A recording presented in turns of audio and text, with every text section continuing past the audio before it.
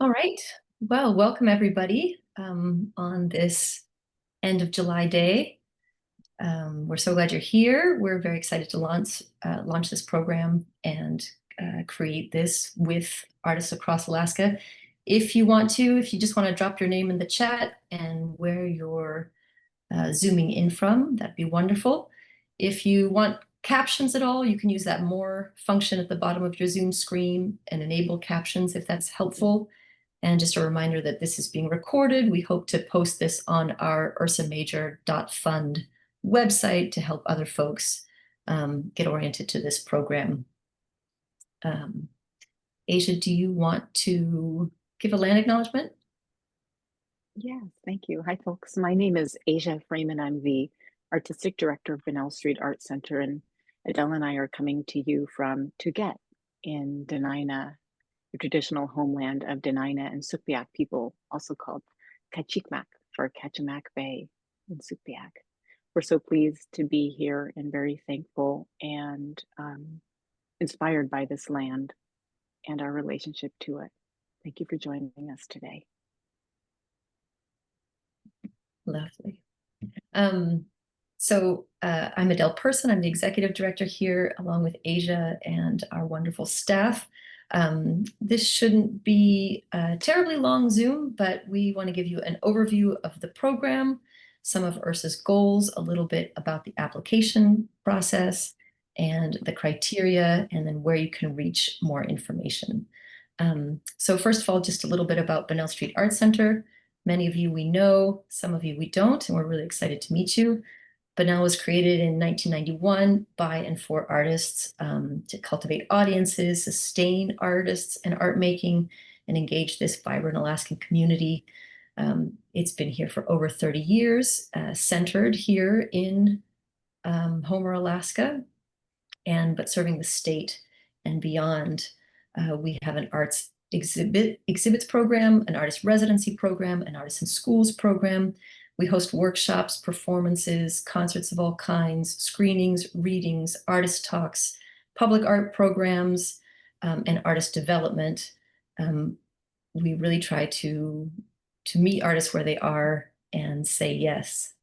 Our mission is to spark artistic inquiry, innovation, and equity to strengthen the physical, social, and economic fabric of Alaska, and partnering with the Warhol Foundation to present this grant program to artists working in Alaska is part of that mission now. So a little bit about the Warhol Foundation and the Regional Regranting Program. The Warhol Foundation Asia will speak a little bit more about it, but the Regional Regranting Program began in about 2007, and the Warhol Foundation was looking for a way to make direct grants to artists, to support artists that were working at the edges, that were maybe not, didn't have access to traditional funding sources. And so the Regional Regranting Program has partnered with local arts organizations around the country to make grants to artists and arts collectives for projects that chart new territory in their communities. Participation in the Regional Regranting Program is by invitation only, and so the program's now, with Bunnell and a few other new partners, expanded to 39 programs across the country. Some of those are region-wide, like Ursa Major will serve the region of Alaska. Some of them are smaller regions, maybe an urban center like Chicago or Houston. And the network is really working to support artists across the country and expand slowly but surely over time. So that brings us to Ursa Major. We're so excited to introduce the inaugural year of Ursa Major, a grant program to support risk-taking, artist-led, public-facing projects by Alaska artists and culture makers that are rooted in the visual arts. And in that idea of visual arts, that will be interpreted generously, as we will explore in this presentation. I think probably the most pertinent question is what really makes this grant program different than other grants? And what do we mean by risk-taking, artist-led, and public-facing? let's start with risk taking. I chose an image for a few slides addressing these ideas that are projects that have not been funded by Ursa Major, but that seem like excellent contenders. So you're looking at an image of a costume that artist Ricky Tagavan created for a drag show in Juneau. It is clearly a visual art project.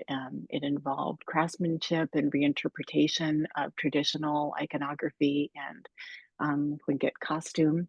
And yet it is very much risk taking and bold, asserting uh, a kind of new visual language and repertoire of color, performativity. And in this way, it critically also is public facing. This, we want to support, well, Warhol's regional regranting program aims to support projects that stem from a visual art impulse. But when we speak of that, we want to artists to understand that really generously. You know, Ricky's background in weaving and visual arts grew into costume and drag performance.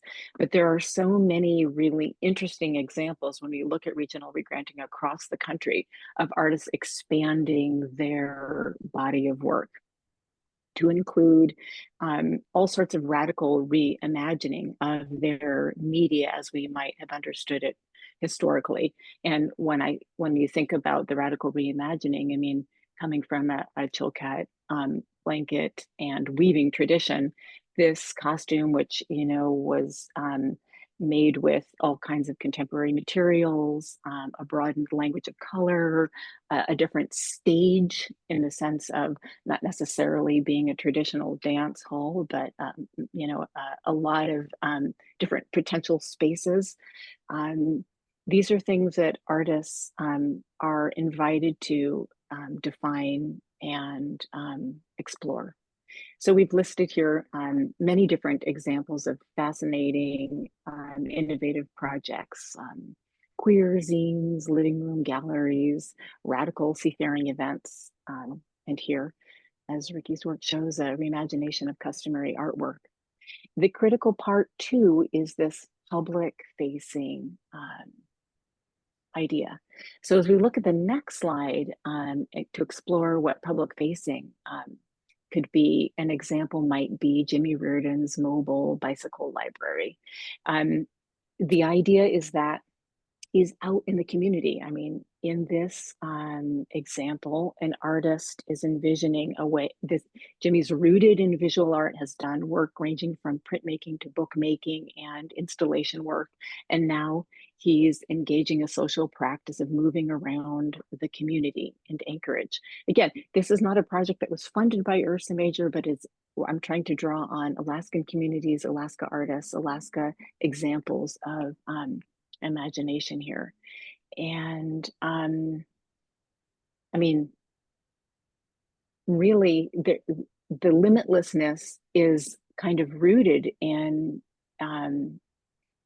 Andy Warhol's work. I mean, we think of an artist perhaps who began as a printmaker, got interested in film, performativity, self-stylization, installation, experience events that were very public facing, whether you're speaking of a screening or an opening where there's costume and performance. So this is really meant to ramp up the way Alaska artists think about their work and share their work in the public sphere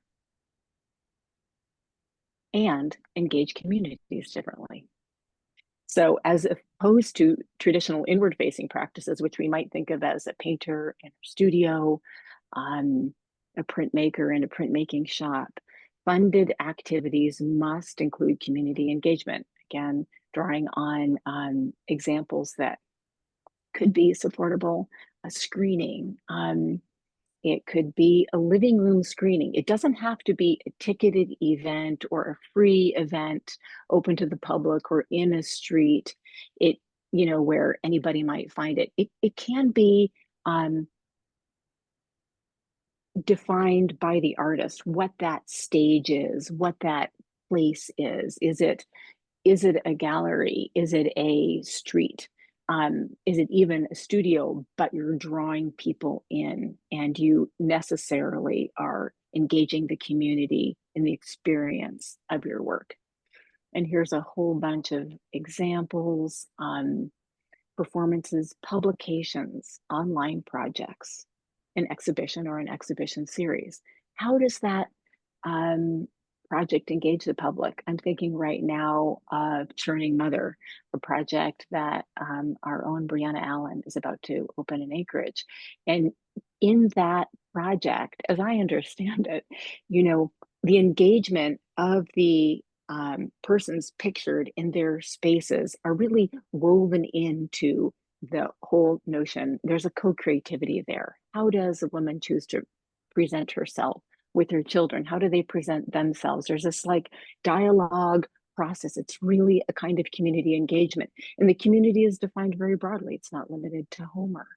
Um, it's a exhibition, and I think it's important to point out that painters are eligible. It's just, how do you engage the community, and is it an essential part of your work? Residencies, workshops, publications.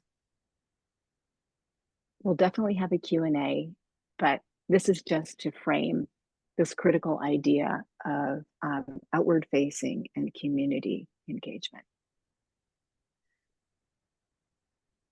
Finally, I think we should maybe spend a moment talking about examples of a visual art impulse. Let's go to the next slide, Adele. That's totally fine. I have a couple more examples from Alaska, things some folks might be familiar with, like an intergenerational skin sewing workshop with Dene and Paiute artist Melissa Shaganoff from the Anchorage area, and Tamara Wilson's lemonade stand at Goldstream Farmers Market in Fairbanks. These projects both necessarily engage the public. They start from a visual arts impulse. They look completely different. One is in a nonprofit space, but it's not the project of the nonprofit. It's the artist led this project. So too in the instance of the lemonade stand, she's choosing to take that project out to Goldstream Farmers Market, and actually the lemonade stand goes all over Alaska. And then we have these levels, and this is really important. We're wanting to impact and strengthen the fiber of the arts across a variety of levels of experience. And it could be an emerging artist who's looking for a small grant of $1,000. It could be a very established artist who wants just $1,000 because this is for this skin sewing workshop, for example, or grass gathering. I say these things to make the point that traditional and customary arts are equally valid as any other form. Might be an artist mid-career or working in collaboration with another artist that seeks a grant of $4,000. And as we move into those higher levels, we'll talk about how there's a little bit more information in terms of budget required of artists. And finally, in the instance of the NOVA grant, Ursa will award 3 grants of $10,000, and those might be much bigger projects, much more detailed budgets, and maybe involve multiple artists working together in collaboration. Let's switch it over to Adele and talk about some technical questions. We'll get back to looking more specifically through a Q&A at what are potential projects. Fabulous. Thank you, Asia. So a little bit just about the overall process here. Like Asia said, we have the Warhol Foundation has essentially granted us $60,000 to distribute in artist grants. And with a group of Alaska artists, these levels were decided, these smaller grants kind of for people maybe new to grant writing process or kind of getting their, getting their foot in the door that way. $4,000 and $10,000 for perhaps people who have a bigger vision in mind. And when you apply, you'll choose what level of grant funding you're looking for. So an overall timeline, and you can find all of this information. Ursa Major now has a website at ursamajor.fund.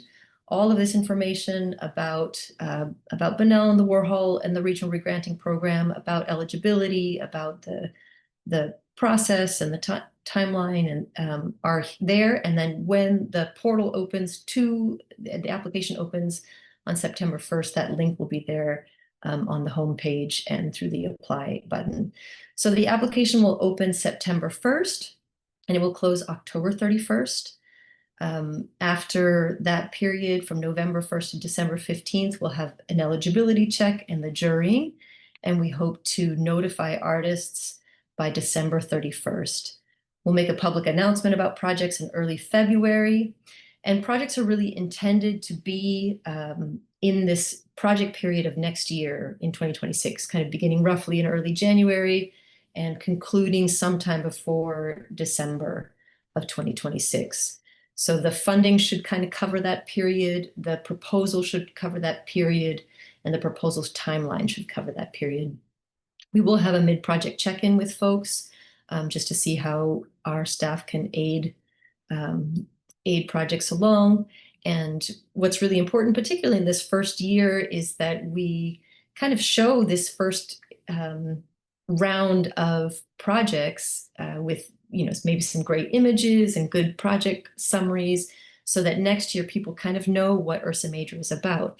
Asia's done this wonderful job of pulling art projects that we've seen across the state to illustrate what we imagine might be funded by Ursa Major. But once we actually have grants, projects that have been funded by Ursa Major, those will really help other artists around the state imagine what is possible. So that's why we're really grateful that you're all here and people who apply and, kind of expand and help us use this project to meet artist needs across the state. There will be a project report at the end of the project, and we've really are trying to make it as simple and accessible as possible. It's really a summary of what went on. Did you feel your project succeeded? Sharing some images from the activities, and those, again, really within the intention of sharing in the future so other people can imagine what's possible. So all that information is on ursamajor.fund. Who's eligible, and Asia's touched on some of this. Artists and culture makers who define Alaska as home. That's usually defined as being a resident of Alaska, but we are open to the possibility of somebody who deeply defines Alaska as home, but might be temporarily living outside. We do ask that people be 18 years old or over and essentially have a valid social security number and be eligible to work in the state and in the United States. And these projects are generally defined as being made by Alaskan artists for Alaskan audience and generally take place in Alaska. So while we might have a few, we might expand that a little bit, the bulk of it is really to serve this state. Some folks that are not eligible, current MFA and BFA students, this grant is meant to support the independent work of working artists, not work that's being done under one's degree programs. And we are looking that artist-led is the important part. So it's not to fund an organization like Bunnell wouldn't apply for Ursa Major. Also, as a note too, these projects are not meant to occur at Bunnell. So, an exhibit might take place in some, on the ferry system or in an unusual place, not here at Bunnell. And definitely looking for that experimental part, maybe not in such traditional venues. Projects should, as we've spoken about, begin from a visual arts impulse. They should be artist organized. They should have a free public-facing community. And that public, again, is not defined as all of the public. You can define your public the way you want. If you were holding a workshop for 18-year-olds, who are interested in bookmaking or a particular segment of your community. That is a public-facing component. It doesn't have to be open to everybody in the public. The project should occur from January 1st to December 31st of the year awarded, next year, 2026, and they should be accomplished roughly with the funds given. So it's not meant to be a small part of a bigger grant project. Proposals could be formed as a, kind of a coherent segment within something bigger, but we really want to see that the project is completed within a year's time. The application will open and be hosted through Submittable, which is an online platform. You can sort of register at submittable.com, and it's a great platform that is used for other applications and grants across the country. We're in the final stages of finalizing that application format, but essentially you'll be asked some eligibility questions. Do you live in Alaska? Do you define Alaska as home? Are you an MFA or BFA student? We'll ask you for an artist statement. Who are you and what is your practice overall? And then a project proposal. What will you do with these funds? For those higher levels of grants, $4,000 and $10,000, we'll also additionally ask how this project will strengthen your practice and your intended community. We'll ask for a budget, how you intend to spend those grants forms. For the $1,000 grants, it might be very simple. It might be artist fee for a workshop held at such and time and place. For those bigger grants, you might have to break it out in terms of artist fees or materials, travel, lodging, rental, whatever it is, and you can really self-define those things.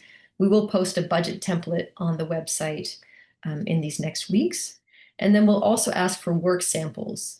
You might not have work samples of the project, and so the work samples of your practice that maybe illustrate what you intend. As always with all applications, the more your overall proposal helps jurors understand what you're looking to accomplish is helpful for your application. And so then I'll turn it back to you, Asia, to talk a little bit about criteria and jurying. So Warhol actually provides a fairly extensive list of jurors that are available from around the country. Many of them are from nonprofit organizations and collectives, and have a lot of an expansive view of art media. And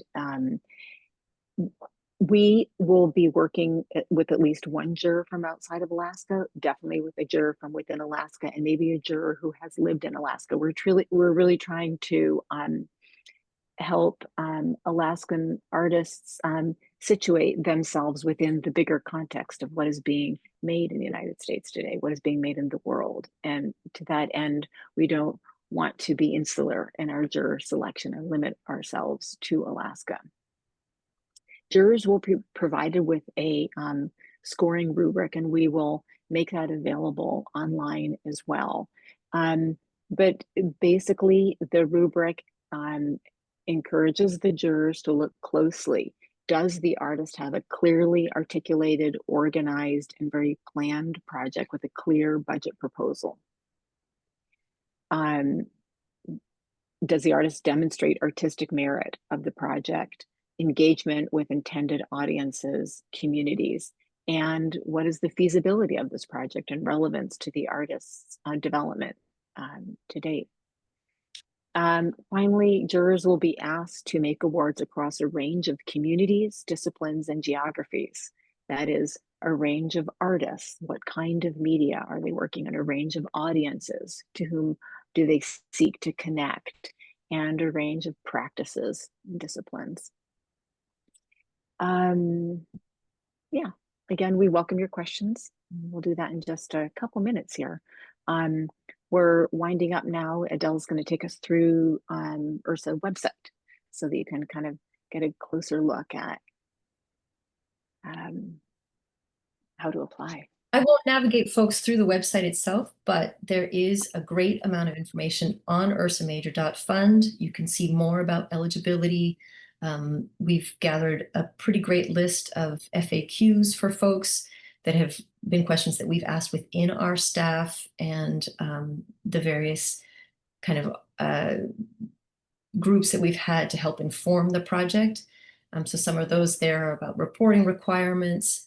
We'll hold this info session again in August, on August 25th at 5 p.m. So please join again if you'd like, or share it with your friends. It's the same registration link, and that'll be shared on Bunnell's website, on Ursa's website, in our newsletter, through our social media, and will remain the same login.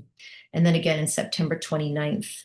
We have set up an email, ursamajor@bunnellarts.org, although folks are always welcome to contact any of us here at Bunnell.